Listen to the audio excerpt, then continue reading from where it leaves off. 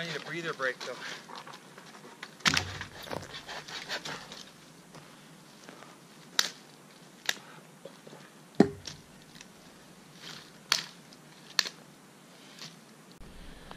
So Joe and I have decided that this area was probably at one time, you know, back in the 30s and 40s or something, a logging area. There are tree stumps everywhere and no trees next to them, and really wide ones too. As you can see, incredibly straight, tall trees all through here. Now they're not California redwoods, but if you were going to log, if you look here, this is a straight line of tree stumps all the way through. And all of this is open, so I'm thinking the road we came in on is actually a logging road, an old logging road. This was probably cleared as a production site, loading the logs, cutting them up, whatever. And then everywhere else around here, and I mean all the way down through these trees, just tree stumps everywhere, and no tree next to them. So I shall dub this Stumpy Forest. Here we see the Joe Squatch in his natural habitat, dragging lumber to build a fire for his Joe Squatch family. There are baby Joe Squatches that have been seen in the area, and they have been known to feed exactly as humans feed. There was an ant just chomping on me. Really? Red looking ant. Oh, those red ants will bite you. They're mean little buggers. That should go up nicely. The light's so fast, it's stupid. You bugger. So much heat. Excellent. You have done well done, Koff. Yeah. This is good. Oh, yeah. There it goes. Shkabang. You take your soul. There you go, you bastard. Suck on that. Why isn't it burning? What are these made of? Asbestos? They must be resistant or something. They're just not even like... Oh, that's weird. I expected it to shrivel up and... The other one's going finally.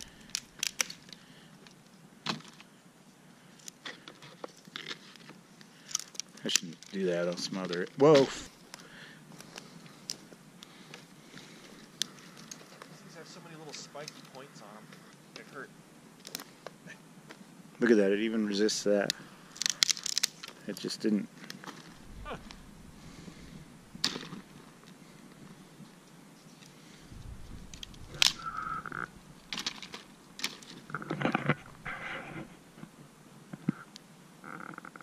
I've been filming for 2 minutes and it's that big.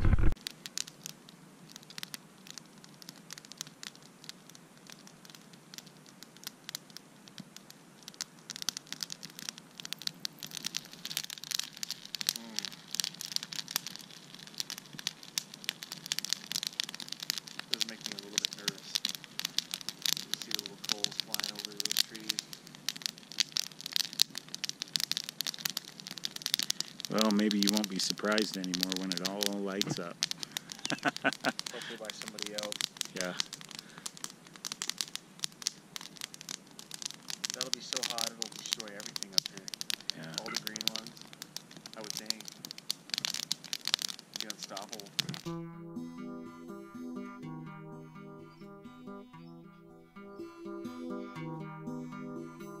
Following the silent hedges, needing some other kind of madness.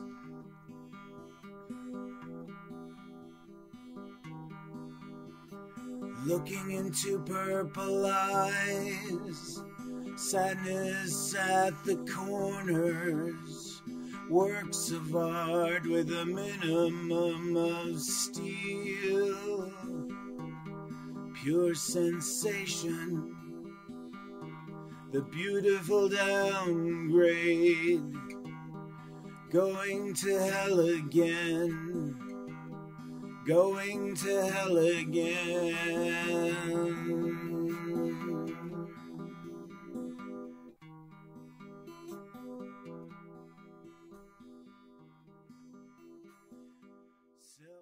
Well guys, I'm in my tent, all settled in, nice and warm and snug, comfortable. Joe and I sat around the fire BSing for quite a while, and dinner was okay. It was kind of a bust. I'm not very good at frying some things, I guess. It's 11:30 p.m. We stayed up almost until the fire was out, but it didn't seem like it wanted to die, so it took a while. Joe just climbed into his hammock. Y'all settled in? Yeah, mostly. Cool. So that's it. I mean, we had dinner, we sat around, talked around a campfire, and now it's time for probably tent to hammock conversation, and then lights out. So I will see you guys in the morning. Say goodnight, Mr. Tmax. Good night, Mr. Tmax.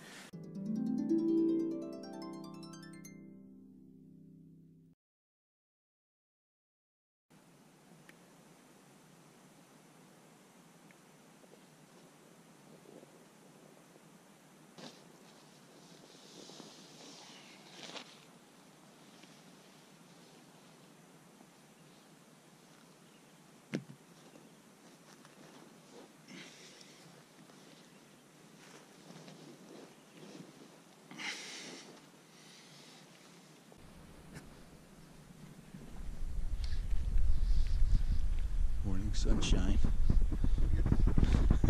I said good morning sunshine. Oh. It sounded like you called me beautiful. No.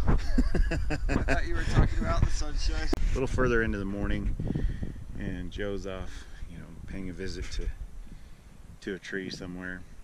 I'm about to make breakfast, and we both woke up pretty groggy, but slept pretty well through the night. So here's breakfast. I'm just about to start it. It's just a typical breakfast. I've got some shake and pour pancake mix. You just put a cup and a half water in this bottle and shake it up. It makes 12 to 15 pancakes. We're not going to eat all that, but whatever. Some cocoa, some bacon, eggs, and then some more fruit from last night from dinner. And that's breakfast, pretty much.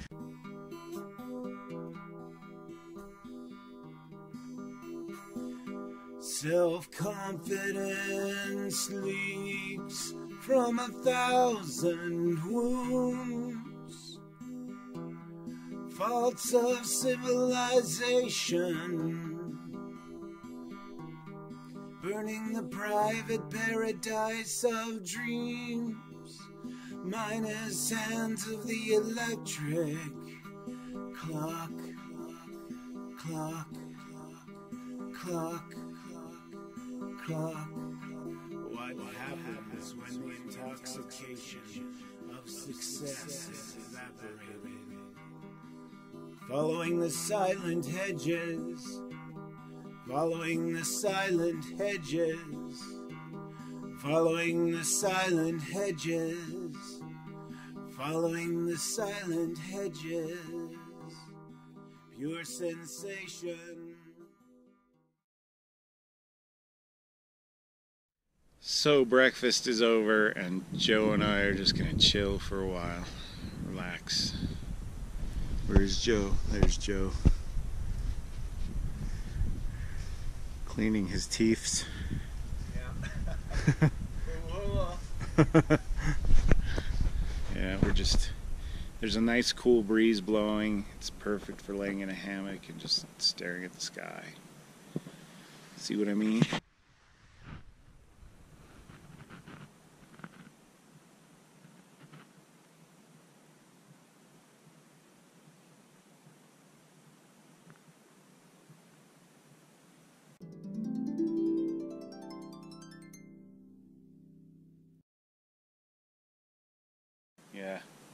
Joe and I, after breakfast, got into our hammocks, of course, and fell asleep, and somehow it's 2 p.m.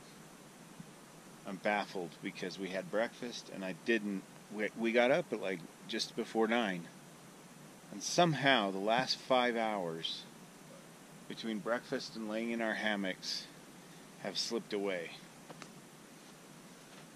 On our final day in this beautiful scenery, we were abducted by aliens and lost time somehow. Right? Right. That's got to be it. It's got to be aliens. Yeah. It's just aliens. It's aliens, dude. It always comes back to that. I seriously thought it was like noon.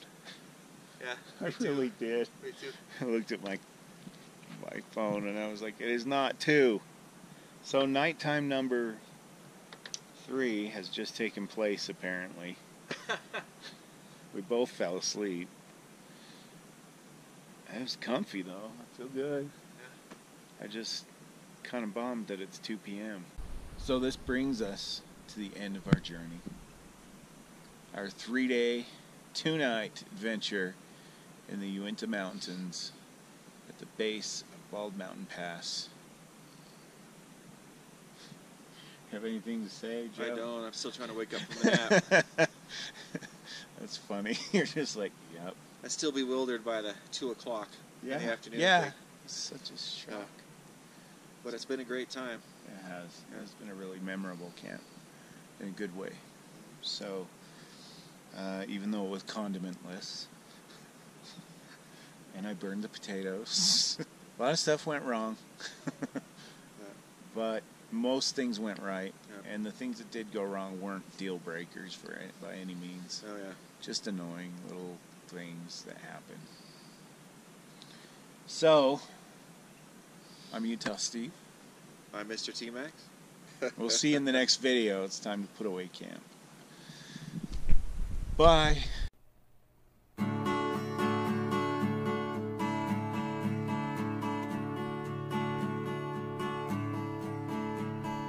When all my world is black and cold, and I am feeling useless, spent and old, when everything around me seems to fade, when all of my blue skies turn to gray, you are the one who makes things right and turns all that darkness into light.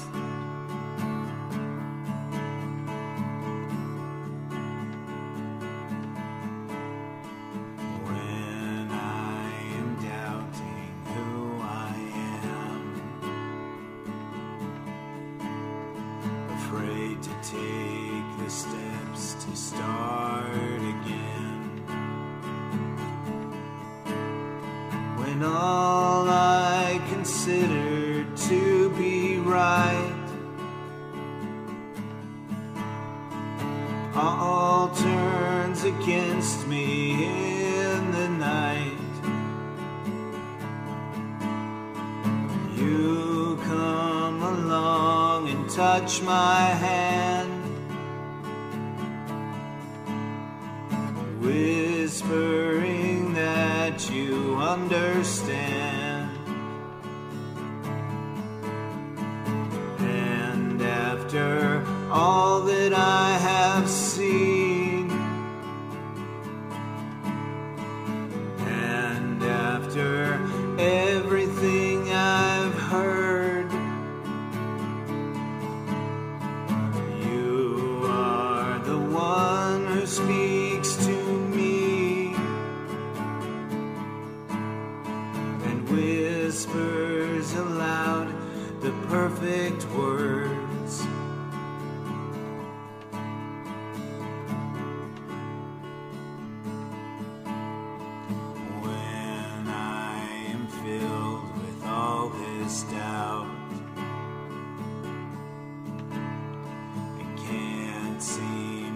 find a good way out. When my whole world is caving in, no matter what I do, I just can't win. You are the one who makes things right and turns all that darkness into light.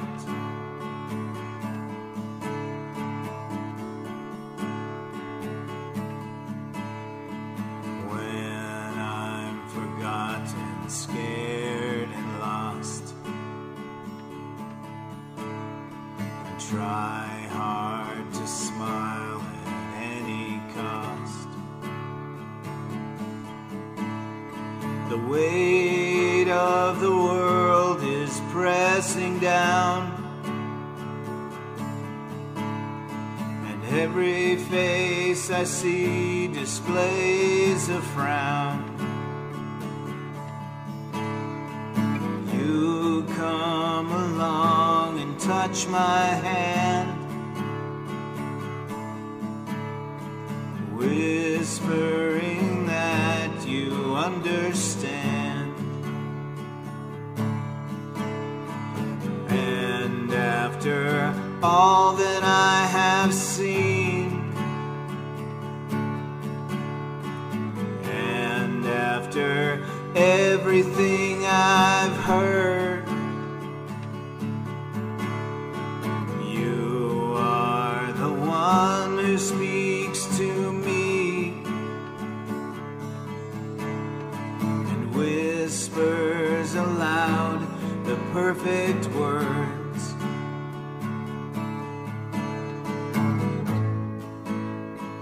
And when I tell you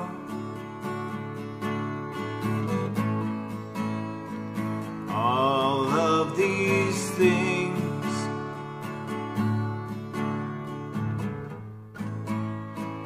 does it compel you to spread your wings and fly?